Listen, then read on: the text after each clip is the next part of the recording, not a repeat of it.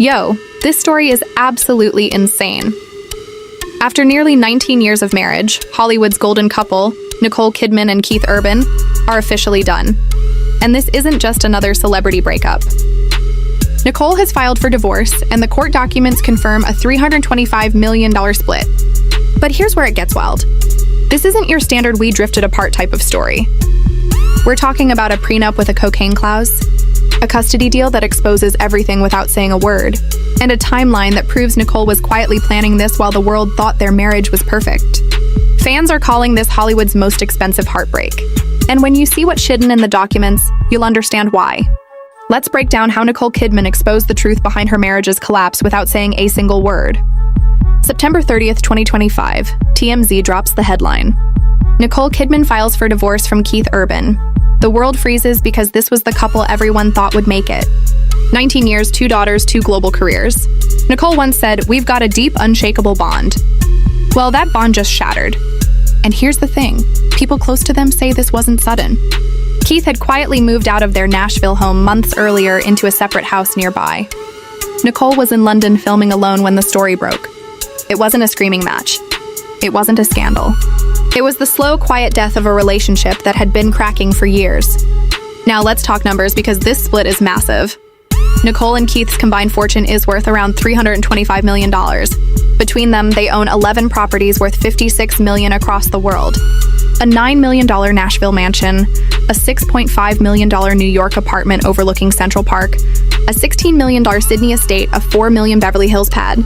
Each home tells a story. Nashville was their family nest. Sydney was Nicole's escape, her connection to her roots. New York was their power couple playground. Now those homes are being divided. Nicole is reportedly keeping the Sydney and New York properties while Keith takes Nashville. But this isn't about emotion, it's strategy. These properties are investments, symbols of power, and now they're leveraging a divorce worth hundreds of millions. And to understand how they protected all that, you've got to look at what might be the most shocking prenup clause in Hollywood history, the infamous cocaine clause. Yeah, it's real. When Keith entered rehab in 2006, just 4 months after they got married, Nicole's legal team added a clause to their prenup that would change everything. It basically said if Keith ever relapsed into cocaine or alcohol use, Nicole could walk away with everything. No payout, no questions asked. If he stayed clean and they split for other reasons, Keith would still walk away with about $11.4 million. That's what's called a built-in insurance policy. Love with a legal safety net. Nicole stood by him during his darkest days, but she also protected herself. That clause shows both devotion and fear. She loved him enough to help him recover, but she didn't trust that recovery enough to risk her future. Has Keith relapsed? Number. He's reportedly been sober for nearly 19 years. But that clause shows exactly how fragile things were from day one. This wasn't a marriage built purely on faith. It was built on caution. Let's talk about the part that really exposes everything. The custody agreement. According to the official parenting plan, Nicole gets their daughters Sunday Rose and Faith Margaret for 306 days a year. Keith gets 59. That means Nicole has the girls 83% of the time and Keith only 17%. That's not co-parenting. That's a visiting schedule. Now, the paperwork doesn't mention substance abuse, doesn't mention danger, doesn't even mention his tour schedule. It just states the numbers, 6 to 59. That alone tells the story. Nicole was the consistent parent. Keith was always away. His touring schedule keeps him gone for months at a time while Nicole's film work brings her home between projects. The custody split didn't cause the divorce. It confirmed it. June 25th, 2025. Nicole and Keith celebrate their 19th wedding anniversary. Matching posts, happy anniversary, baby, fans melt. But what they didn't know, Keith had already signed the custody paperwork 6 weeks earlier. He'd already agreed to see his daughters 59 days a year before those anniversary posts even went up. By August, Nicole signed her part of the deal. Then in September, TMZ broke the news. So for months, they were performing a marriage that was already dead. They still did red carpets. They still posted together. They still smiled for cameras. But legally, they were already living separate lives. That's Hollywood, the illusion of forever until the contract says otherwise. Nicole Kidman is no rookie when it comes to divorce. After what she went through with Tom Cruise, she learned to protect herself. That's why her prenup with Keith was airtight. No spousal support, no shared royalties, no messy financial entanglement. Whatever's in her name stays hers. Whatever's in his name stays his. That's why this divorce looks so clean. There's no battle over money, it's all been pre-decided.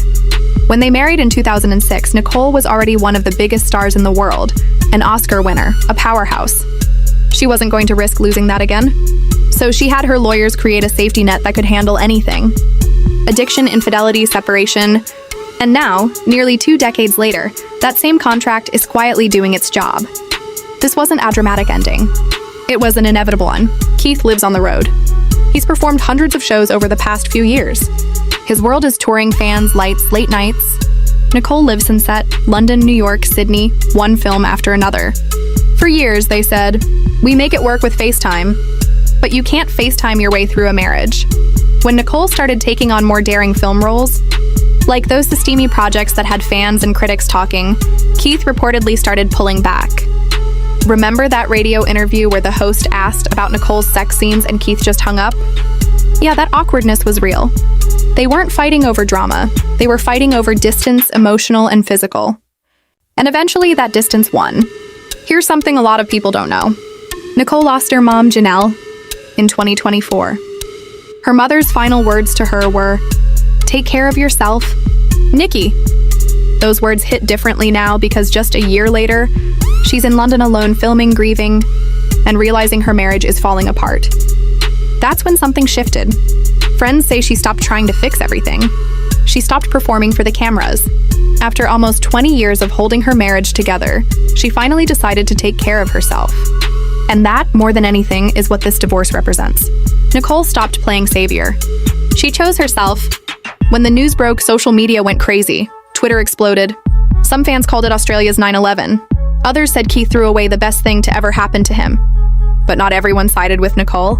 Some said she put her career first and that Keith was the one holding it together. And maybe both are true. 2 huge careers, 2 different worlds, one marriage that couldn't stretch any further. But here's what's interesting. Neither of them have said a word. No messy statements, no cryptic posts, no interviews, just silence. And that silence is power. It keeps control of the narrative. It keeps the brand clean. Nicole doesn't need to talk. The court filings speak for her. So, what's the truth behind Nicole Kidman's divorce from Keith Urban? It's not scandal, it's structure. Every number in those documents tells a story. The cocaine clause, the 306-59 custody split, the 0 spousal support. It's a marriage that wasn't destroyed overnight. It was dismantled piece by piece. Keith chose the road. Nicole chose stability. And when you look at the facts, Nicole didn't need to expose Keith through interviews or statements. She exposed the truth by how she walked away quietly, cleanly, and completely in control. Let's be real. Divorces like this don't just happen overnight. Sources close to Nicole say the crack started forming way back in 2023, around the time her acting schedule exploded again, and Keith started touring nonstop. You'd see them on red carpets looking perfect, smiling, holding hands. But insiders said that once the cameras were off, they were barely talking. Their marriage had become a business, appear for the cameras, post for the anniversary, protect the brand. By mid-2024, Nicole was in London filming The Perfect Couple, while Keith was in the US doing back-to-back shows. They weren't even living in the same country for months.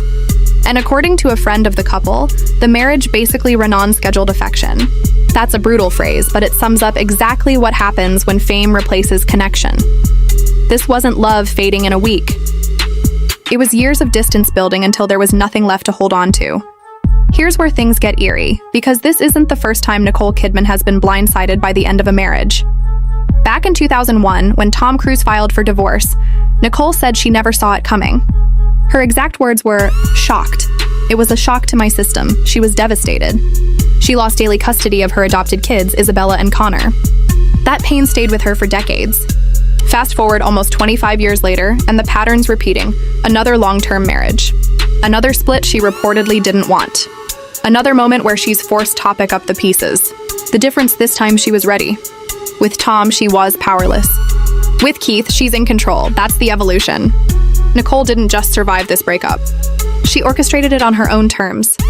When Nicole and Keith first met back in 2005, the world fell in love with their story. 2 Australians conquering Hollywood, a country boy and a movie star. The chemistry was instant. They married a year later in Sydney. It was the perfect comeback for Nicole. fresh from her divorce with Tom, now finding love with someone real, humble, grounded. But there's the truth. That fairy tale image was the brand. It was good for press, good for PR, good for business. Behind the scenes, Keith was battling addiction and insecurity. Nicole was juggling motherhood, fame, and emotional exhaustion. 19 years later, that perfect love story ends with prenup clauses, property negotiations, and a spreadsheet dividing time with kids. That's the Hollywood illusion. Every fairy tale has-been, print and Nicole and Keith's was written in legal ink from the start. So, what happens next? Nicole Kidman is reportedly staying in Nashville with her daughters, focusing on family and upcoming projects like Practical Magic 2. Keith Urban, meanwhile, is finishing his High and Alive world tour and has been spotted spending more time in LA.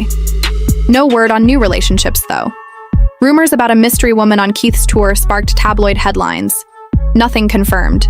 And honestly, after a marriage this public, who could blame them for wanting privacy? What's interesting, though, is how both of them are using this moment. Nicole's team has been very deliberate. She's leaning into empowerment, independence, self-care, that strong woman moving on narrative that Hollywood eats up. Keith's camp, on the other hand, is keeping things emotional. Heartbreak, gratitude, personal growth. It's the musician's angle. Turn pain into lyrics. Two different brands, two different stories, same ending. They may have separated as husband and wife, but they're still united in one thing: control of their image. And that's the part the public rarely sees. These breakups aren't just emotional, they're strategic. Every move, every silence, every post, it's all part of the narrative. So, after all the love, the money, the glamour, I tends here. 19 years, $325 million, 11 homes, 2 daughters, no screaming, no scandals, just a quiet, calculated ending to one of Hollywood's most picture-perfect love stories. Nicole Kidman didn't just expose the truth behind her divorce. She exposed how fragile love can be when success becomes the third person in their relationship. And maybe that's the real story here. Love isn't about money, fame, or perfect Instagram posts. It's about showing up. And in the end, only one of them did. So, what do you think? Did Nicole finally take control of her life after years of carrying someone else's pain? Or did this divorce prove that no relationship, no matter how perfect it looks, can survive fame forever? Let me know in the comments below. Anyway, this concludes today's video.